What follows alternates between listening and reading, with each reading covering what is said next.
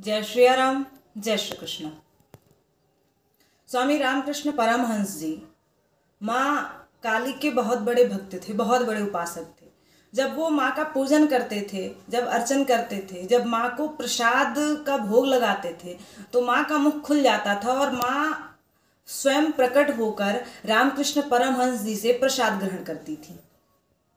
एक दिन एक मनुष्य रामकृष्ण परमहंस जी के पास गया और जाने के बाद वो कहता है कि रामकृष्ण परमहंस जी से, महाराज हम आपसे दीक्षा लेना चाहते हैं, हम आपको गुरु बनाना चाहते हैं और आप मुझे ये बताइए कि भगवान कैसे मिलेंगे। हम भगवान को पाना चाहते हैं, हम भगवान के दर्शन करना चाहते हैं, हम भगवान को देखना चाहते हैं। वो भक्त जो था, जब इतना वो कह दिया तो रामकृष्ण परमहंस जी उससे कहते हैं कि ठीक है, तुम मेरे साथ 2 दिन रह जाओ, उसके बाद मैं तुमको अपना शिष्य बना लूंगा।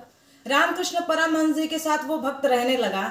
जब दूसरा दिन हुआ तो वो दोनों लोग स्नान करने गए और जब स्नान करने गए तो भक्त ने जब डुबकी लगाई, रामकृष्ण परमहंस जी ने उसके सर को पकड़ लिया और पानी के अंदर ही उसको पकड़े रखा।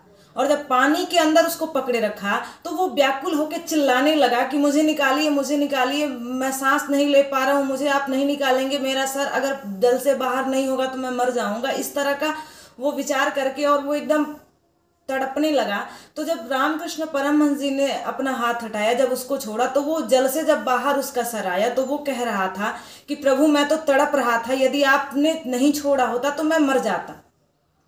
रामकृष्ण परमहंस जी ने कहा कि इस पानी से निकलने के लिए जो जितना तुम तड़प रहे थे, जितने तुम व्याकुल थे, जितने परेशान थे, अगर इतने व्याकुल तुम भगवान को पाने के लिए हो जाओ, इतनी तड़प परमात्मा के दर्शन के लिए तुम्हारे भीतर हो जाए तो परमात्मा के दर्शन अवश्य होंगे। यदि परमात्मा के दर्शन की इच्छा तुम्हारे हृदय में है, यदि भगवान का दर्शन करना चाहते हो तो भगवान के लिए भी यदि ऐसी तड़प, ऐसी व्याकुलता यदि तुम्हारे हृदय में, ऐसी बेचैनी होगी तो भगवान के दर्शन होंगे। जय सिया राम, जय श्री कृष्ण।